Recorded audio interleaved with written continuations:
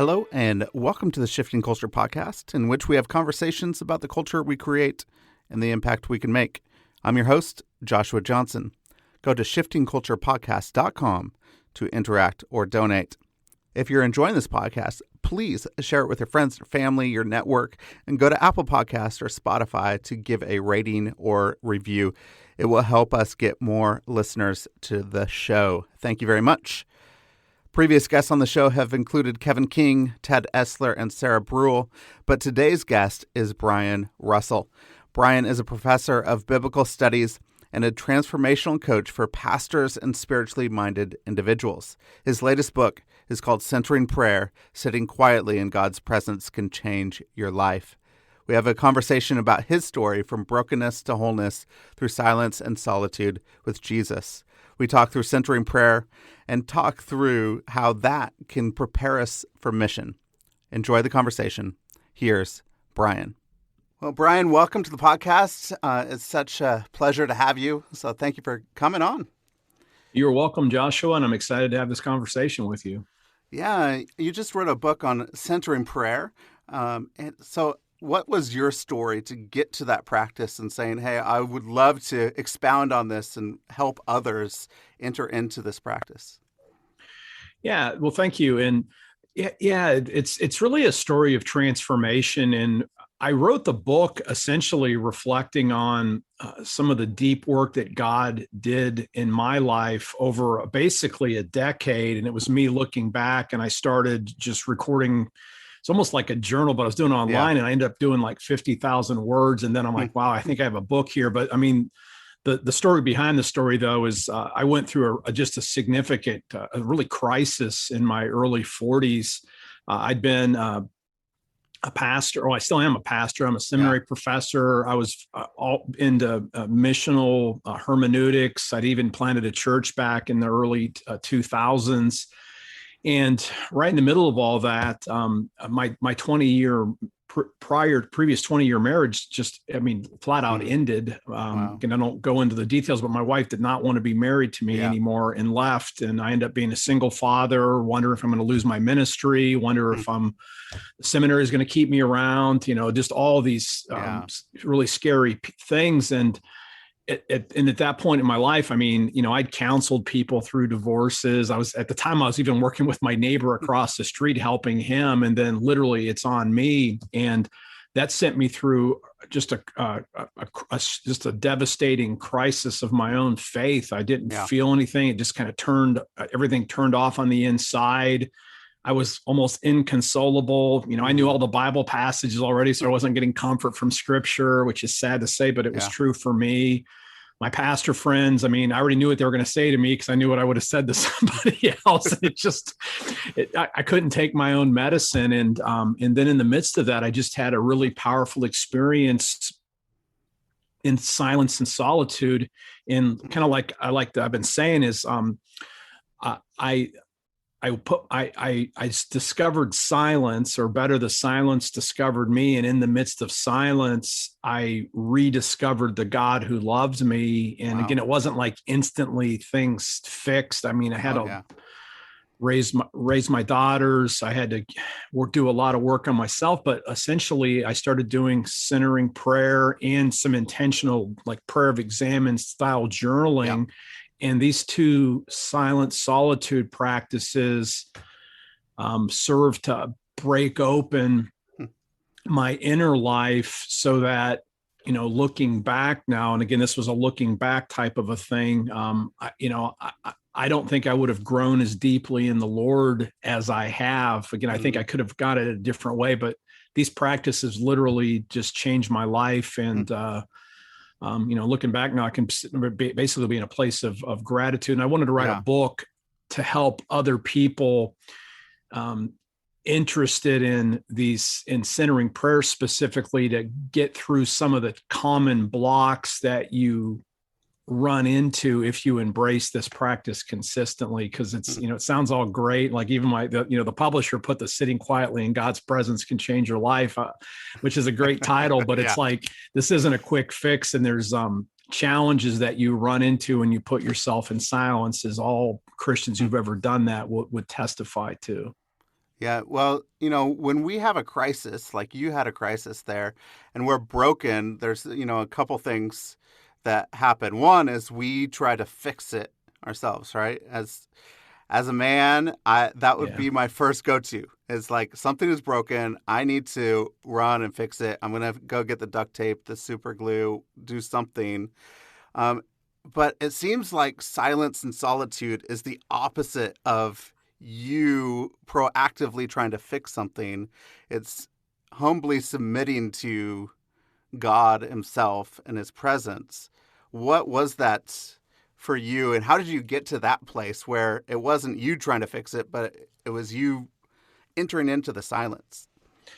Yeah, it was and I'm a take action person. I'm the guy that they always say, if you want something done, give it to a busy person. That was me. Yeah. I've always been good at goals and stuff, and I couldn't fix what I was feeling on the inside. And even in my book, I tell a story. One of my friends one day was just saying, "Brian, it sounds like you're going crazy. You're losing your mind." I guess I was talking faster than I am now, and Yeah.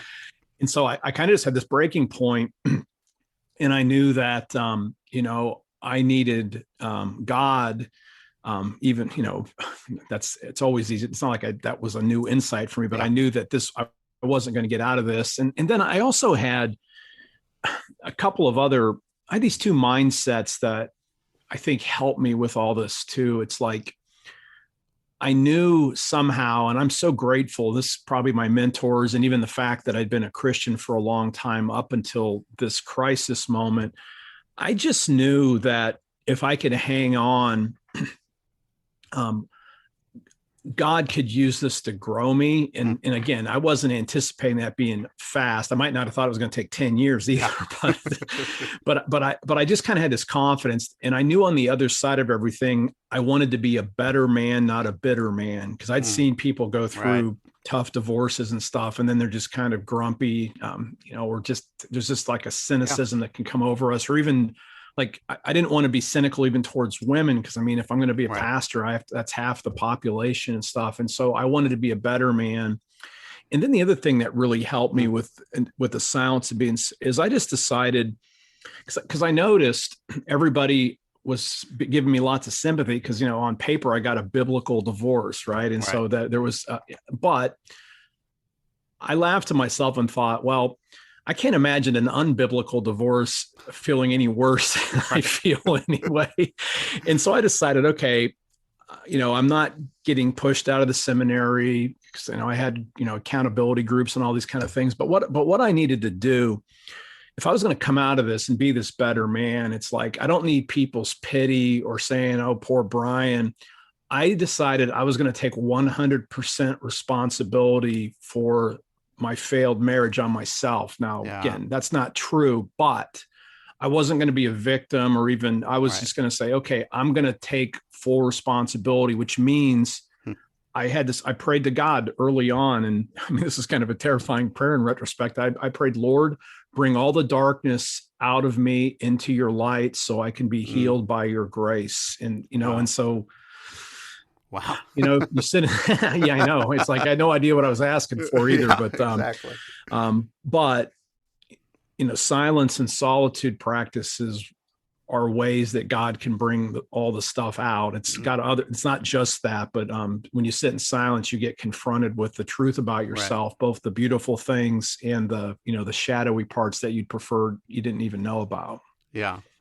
So let's get into what is centering prayer itself, so we know what we're talking about when we're talking about these things. Yeah, and centering prayer, I would call it like a vehicle, because what a lot of people talk about is contemplative prayer, and centering prayer can lead into that. And contemplative prayer are those moments where, in a sense, it's almost like encountering God as pure God, apart from words and images and things. And it's a profound and centering prayer doesn't guarantee that you move into those spaces. And I'm not even going to get on your podcast and say that I've experienced that hundreds and hundreds of times, because I haven't. Just a few times I've really felt like I was in deep contemplation with God. But what centering prayer is, it's a technique where it's the name centering prayer just goes back to around 1970. some monks in the Trappist tradition. This would be where like Thomas Merton's, his order. And then there was another Trappist monk named Thomas Keating. They were watching, in this case, Roman Catholics going and learning transcendental meditation. And they're like, wait a second. We have this long Christian, deep spiritual prayer tradition that we do in the monastery. Is there a way that we can teach anybody how to do what we do, since they are always in silence? And so they came up with what's called centering prayer, which is just a simple method of, it's simple to explain, but then you just got to do it and live through it. It's essentially, you just take a block of time. They usually suggest 20 minutes. There's nothing magical about that, but if you could start with 5 minutes or even 1 minute, but it's essentially you just sit in a comfortable place, you close your eyes, and I like to say, Lord Jesus Christ, Son of God, have mercy on me, a sinner. That's the Jesus prayer, just as a way. And then you just sit there and you're praying. And the goal of the prayer time is you're not using words or images like we usually use when we do our verbal prayers or even our silent prayers, but we're just sitting before God and saying, I'm going to surrender even my thoughts so that I can just be in your presence. And so what you do then is you have a prayer word or a sacred word. I recommend, as Christians, we just use Jesus. Other people use God or surrender, but I like Jesus because that's who I'm praying to.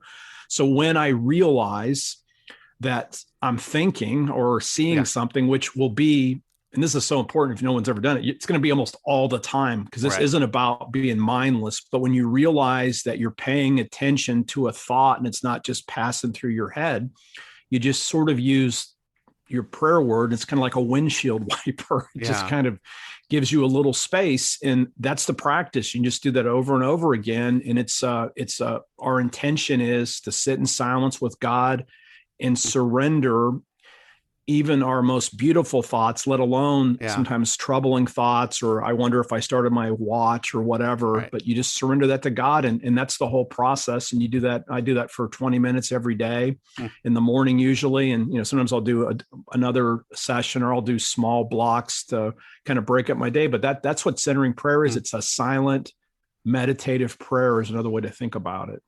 Yeah. So, as, the Trappist monks were bringing that in, and they were really looking at the difference between what they were doing and then transcendental meditation and what Eastern religions and New Age thought is doing. What is that difference between those two meditative processes? Yeah, thank you. And that's such an important question, because that's what, like for myself, the church I would have grown up, they would have thought I was turning into some New Age person if I would have told them what I was doing. So the word meditation does sometimes does bother Christians, because like you said, we associate it with other religions. Yeah. The key difference is this, some of the techniques, like if people know, like mindfulness-based meditation, which is a Buddhist practice, it's similar, except there's a key distinction though, and this is going to be the key thing that you're getting at. Most Eastern forms of meditation, you're essentially peering to the inside of yourself. And your goal, like as a Buddhist, is to realize that you don't even exist, essentially. It's this experience of no self. This is the completely different. As a Christian, we know that there's a God who is there, who's the creator of the whole universe. And so our intention, the purpose of centering prayer isn't to empty ourselves. It's to open ourselves to the God who is there to be in communion with our Lord Jesus Christ, ultimately. So it's all about the intention. And so it isn't just about navel gazing, though that, you will be confronted with yourself doing it, but it's to be with the God who loves us, who created us, who died for us. So if I'm just emptying myself, I actually don't get to know God's thoughts about me. I don't get to sit with him as I say, here, come fill me with your presence, with who you are.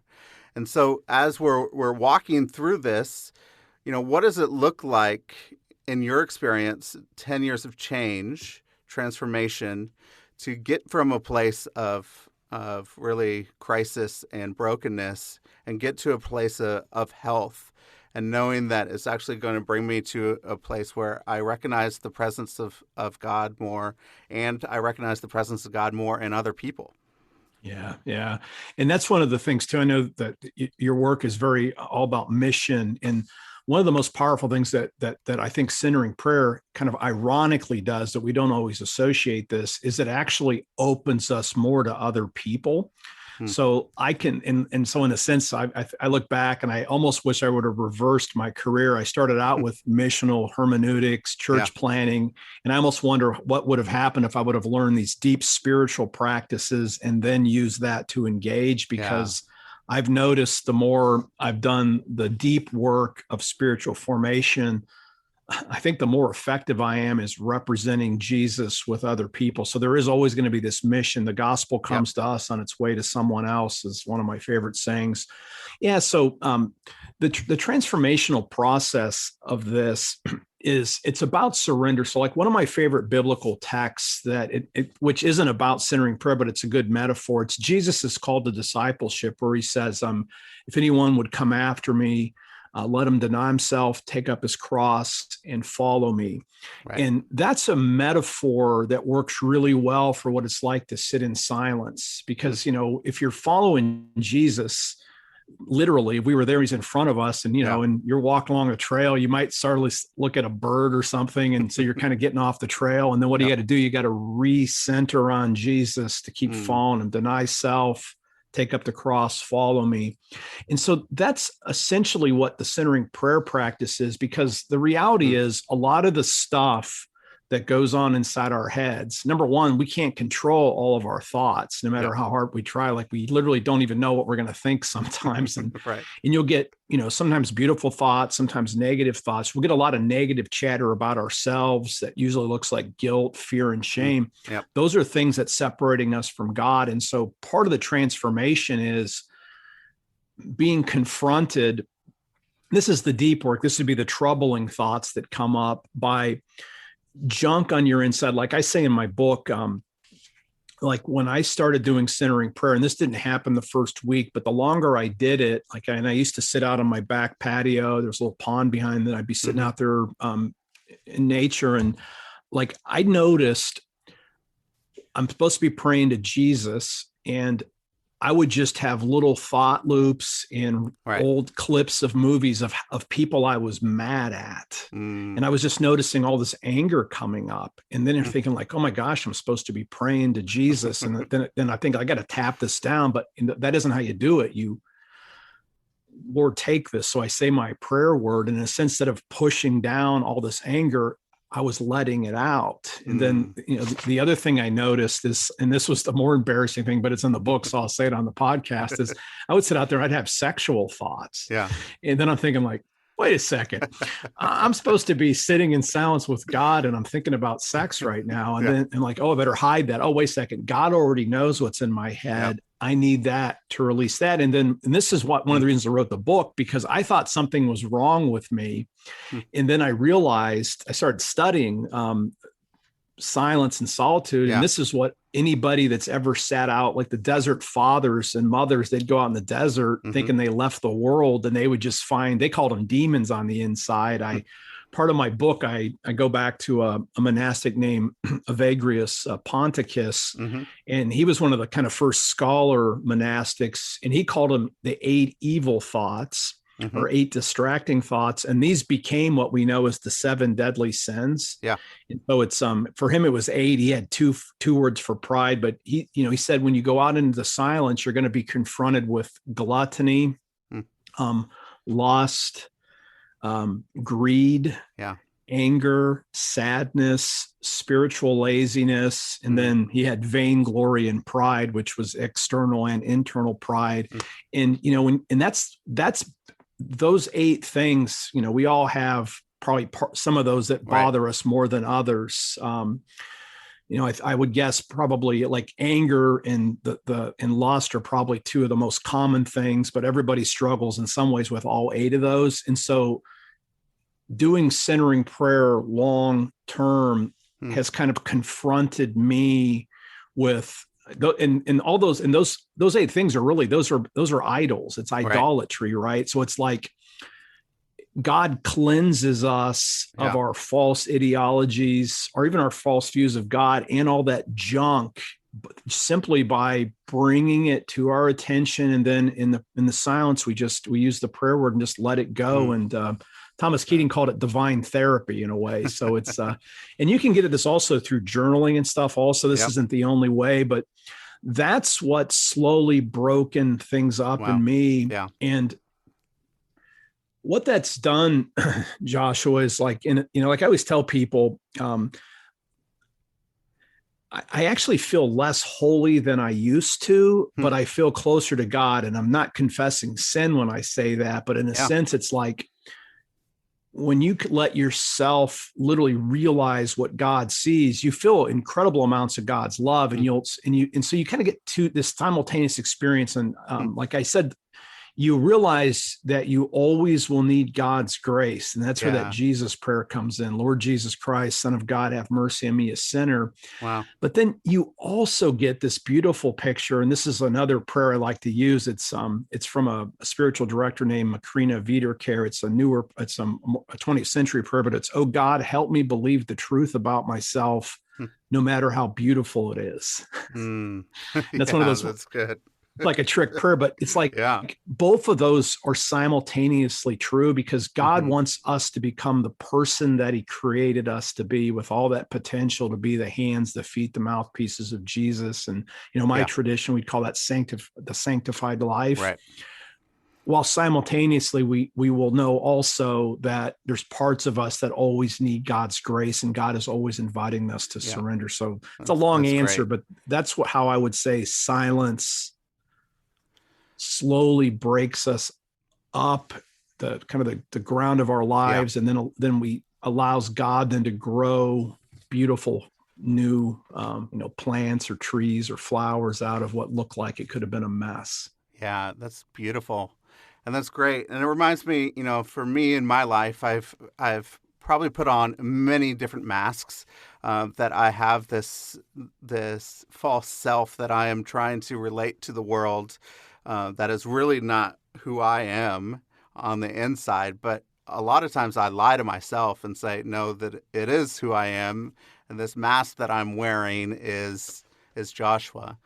But as, if I center my life on Jesus, if we have centering prayer, if I truly surrender and make Jesus Lord, that's going to start to break away. And I'm going to realize, I am who God sees me to be, and not who I try to portray to the world. How do we break that up so that we could get to that place of actually self-knowledge, of knowing who God really truly made us to be? Well, I think that, and this is, and I think this would be viable for all of us. It's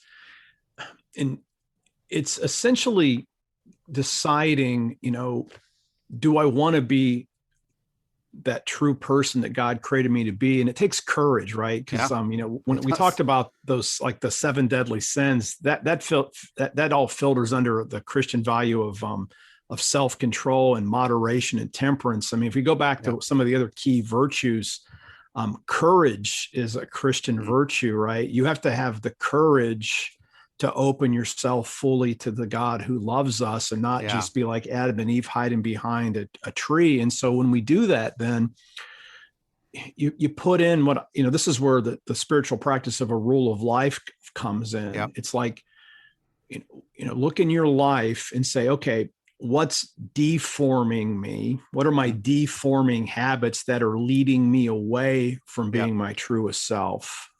And then secondly, then what are the forming practices that I want to put in? And like everybody knows, like, you just read the Bible and stuff like that, but find a set of habits that work with your temperaments. And again, scripture is going to have a role in that, and prayer, but you have to find something that works for your particular personality type. This is where I think that some of the personality tools can help us, but you don't want to use like your particular rule of life. Josh, might not work for me. Mine might not work for you, but essentially you want to put together a series, you call it liturgy for your life, a rhythm for your life that starves the parts that you need to move out of and fuels the parts that you want to grow. And like, for me, I do suggest everybody find some contemplative practice that works for them. For myself, I do journaling,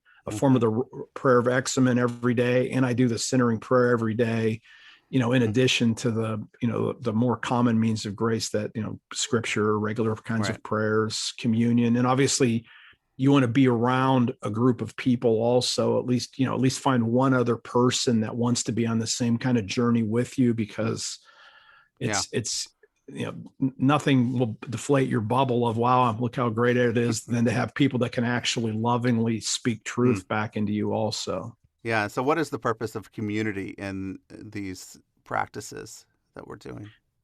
Well, I think the purpose of community is to represent Jesus's body. And again, you can do centering prayer in a community, which I do with my wife, and I do it together every day, or you can do it by yourself. But the purpose of community, it's going to come alongside of that, because we don't exist in isolation, though. Again, solitude by yourself is helpful. But again, God, unless you've literally been called to a monastic life, we're called into the world to be Jesus's hands, feet, and mouthpieces. So we have to have that community that we then go into the world as part of. We're not, God doesn't typically send us as lone rangers into the world. Right.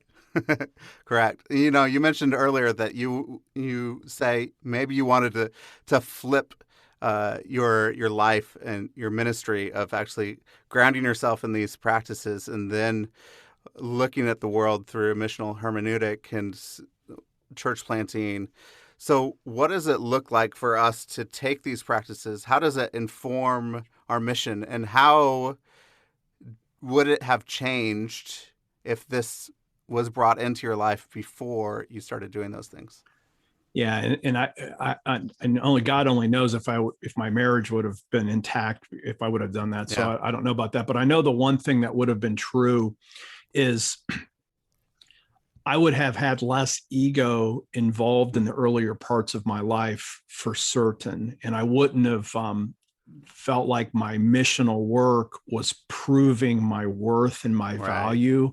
It would have flowed out of a heart of pure love. Not that there wasn't love involved there, but I would have been freer to be the missional guy who was a person loved by God, period. And that my role was as a Bible professor, or maybe even as like teaching spiritual formation. But my identity I would have done that out of a true identity as a person loved by God. And then win or lose, that doesn't change. That would have been the biggest difference, is I would have had less ego involved in the whole thing. And I would have been, and this is my story, because the way that my brain works, I tend to be like, I used to think of mission as a thing, and I could talk about it theologically, but we all know at the core, mission is actually always about people. And I even knew that, but in a sense, sometimes, at least for me, it was easier to think in my brain about mission or even sharing my faith. And I think the contemplative practices have basically attached my head to my body in a way that allows me to embody things. And that's what would have been different about me personally, just out of the way that I used to be. I used to be very much more in my head. And now I think I'm trying the rest of my life to be more in my body. Wow. And I think that we as the body of Christ, right, we're called to embody Jesus to the world. So what is the difference between being in your head and being in your body for you? Yeah, for me, it comes down to just a phrase I like to use. Like, I think being in my head means that I spend a lot of time thinking about the past, and I spent a lot of time thinking about where I was going to be a year from now, or 5 years from now, or 10 years from now. And neither of those are wrong, because we need to learn from the past. And obviously you got to have some kind of movement towards something. But what it means for me to be in my body is that, I literally every day now, I've been doing this, actually just for a couple of months, I got it crystallized down to this. It's like, okay, every morning I say to myself, I look in the mirror and just say, today is the first day of the rest of my life. Trust, surrender, and walk the path. Hmm. And so the difference for me would be, and this is actually a line out of the Matrix that I've always liked. There's a difference between knowing the path and walking the path. Mm. And I think for a long time, I didn't think I could walk until I knew. Yeah.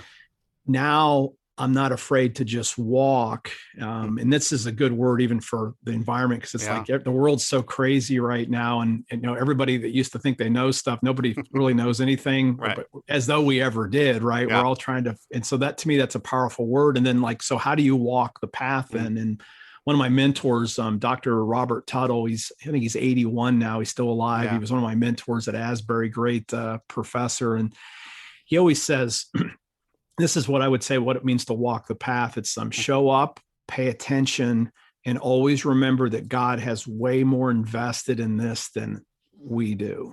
Yeah. Yeah. So that's what I would say the difference is just showing up more in the moment and being present. And Hmm. one of the fruits of centering prayer is, I mean, that's what I've noticed. Yeah. I'm present for my students in ways that I didn't used to be. And I was a good teacher in the past, but I'm way more present.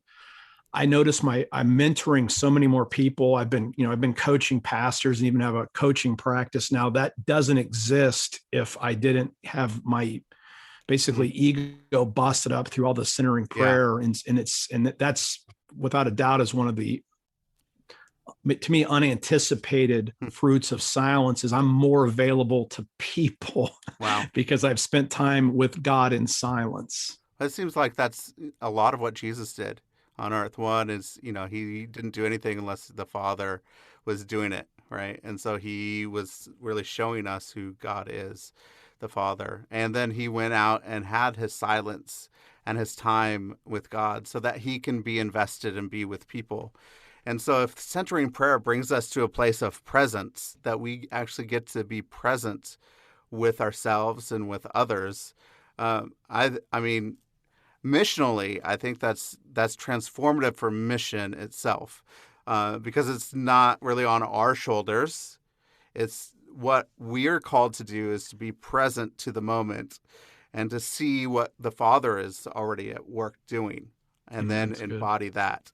And so what a beautiful thing for you to be more present to people and available to people, so that we could actually become more like Jesus. I love that this actually helps us become more like him and not just reveal more of us. Yeah. And that, again, that's the key distinction there is we're becoming something through this. You will learn about yourself.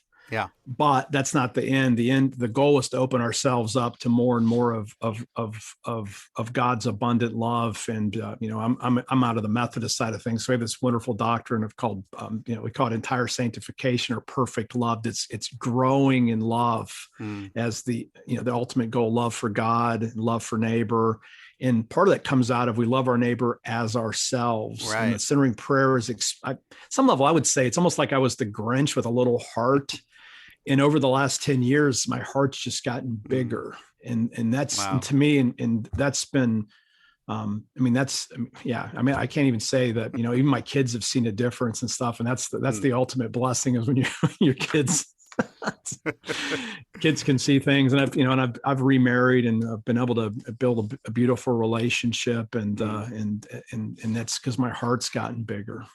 Yeah, it seems like a lot of times, growing up, we're striving for something and we're trying to prove ourselves to be able to say, "Come and love us." And when we start to surrender, we're already loved, and so that we could actually just become something instead of strive to put on something so others will respect us or know us or love us or something. And so it actually opens ourselves up. What does that look like for you as an open person, a present person to other people? Has it opened yourself up, becoming more vulnerable to other people? And what has the result of that been? Yeah, that's been the most interesting thing. You had a chance to look at a little bit of my book, and I've been fairly vulnerable on the podcast here so far. And and that was the scariest parts for me, because it's like, oh my gosh, what did I just say? People are going to judge me. What I've noticed, again, I'm sure some people will judge, and that's okay. And I've judged plenty of people in my life, so so I probably have some judgment coming my way. But what I've actually noticed, like I thought I was going to lose my ministry when everything happened to me, and instead, as soon as I got comfortable enough to really start talking about what's happened, I just found that people are really hungry for people that will talk about their struggles, that will not just use themselves as the positive example in their illustrations, but really be open about pain and how they actually dealt with it. And so I would say the more transparent I've been, and again, you have to put some boundaries up and understand your context, but I think the more willing you are to be transparent, that models for other people that they can do that too. And I think that just ripples outward. I heard a great quote. I was at a Centering Prayer Summit this weekend, and a person who had known Thomas Keating, Thomas Keating died a few years ago. Thomas Keating said that the goal of contemplative practices, he said that we're called to live ordinary lives with extraordinary love. And so I would say it's some level trying to be authentic and transparent as a way of sharing extraordinary love with the world and letting people see that what God's grace can do in our lives. Yeah, that's beautiful. That's great. I'd love to give people, if they want to enter into some centering prayer, as you've been practicing this, what are some tips and things that you see for other people so that they could enter into this? Yeah, I think the best tip is to do not judge yourself on success or failure while doing the practice. So pick a time. Again, I would encourage people at some point to just go for 20 minutes. Yeah. You'll think it's going to last forever. But I mean, if you just want to do a test drive, I would say just do 5 minutes, either take your cell phone or, I use a Fitbit, just have on vibrate, set your timer and do the practice. And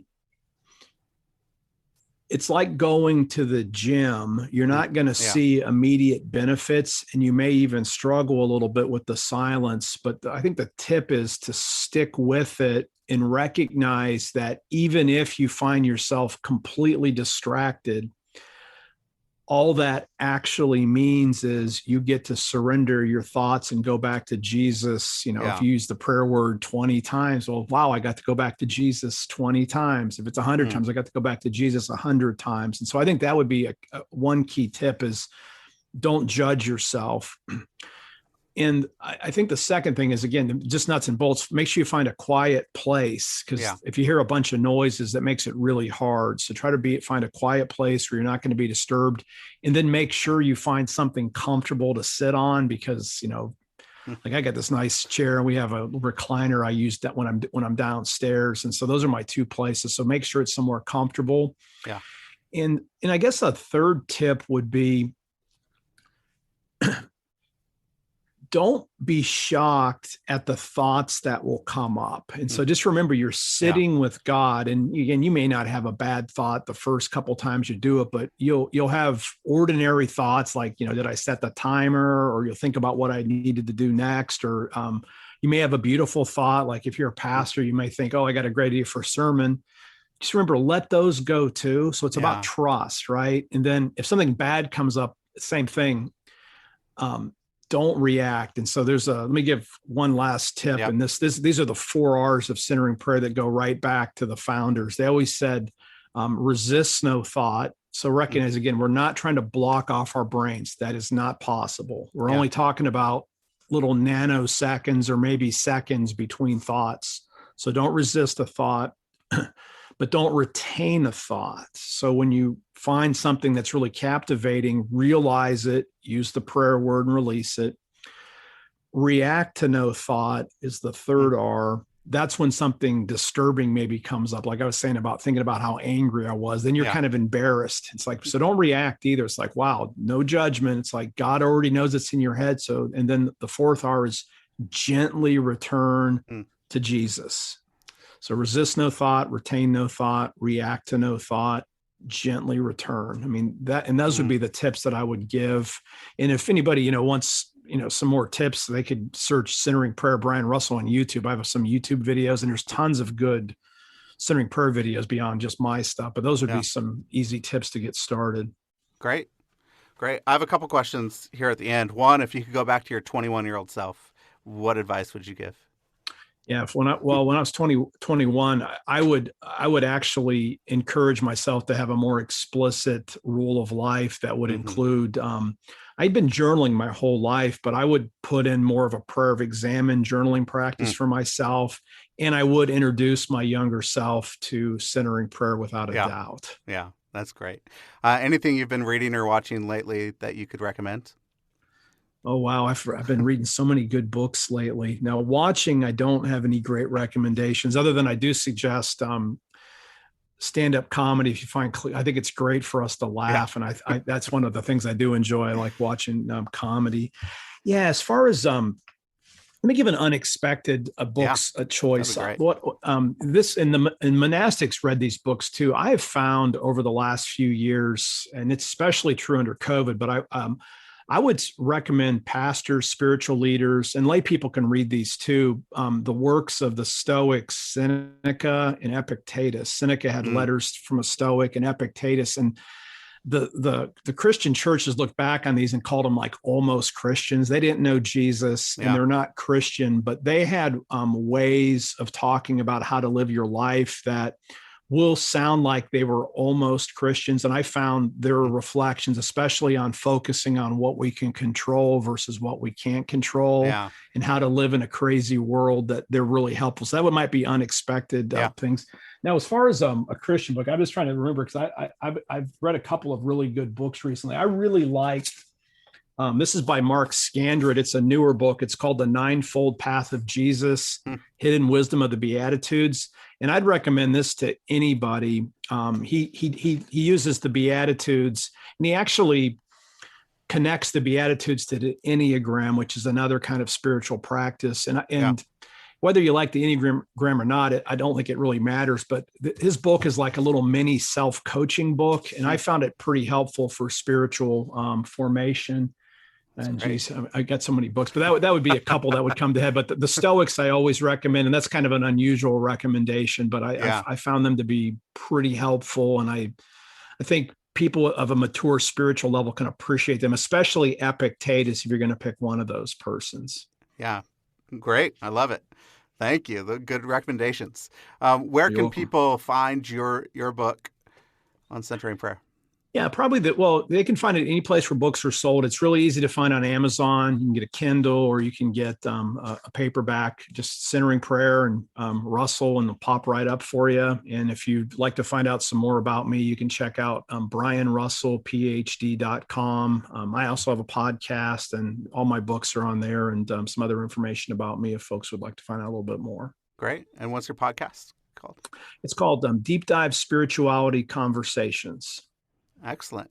Yeah, so check out that. Check out Brian's book on centering prayer, and go to the website so you can find out more. So, Brian, well, thank you so much. It's been a pleasure to talk to you. I just love the conversation. It actually helps me ground myself, surrender to Jesus and what he has for me in my life, and hopefully now start to enter into more of the practice of silence and solitude and centering prayer. So thank you so much. Well, you're welcome, Joshua. And I love the work that you're doing. I love the Apist, all the 5Q things that you're doing. And that's right within my DNA too. So it's a real privilege to speak with you. Great. Well, thank you so much.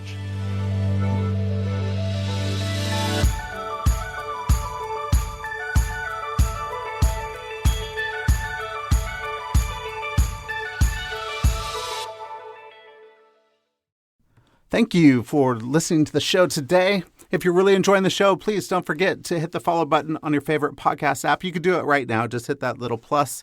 And then I would love it if you would leave a rating and review on Apple Podcasts. So you could go right now to the show and leave a star rating and review, and let us know how you are enjoying the show. And find us on Facebook and Instagram. So if you want to connect interact. I post a lot of quotes and different things that you could actually interact with the episodes and let me know how you are enjoying the show.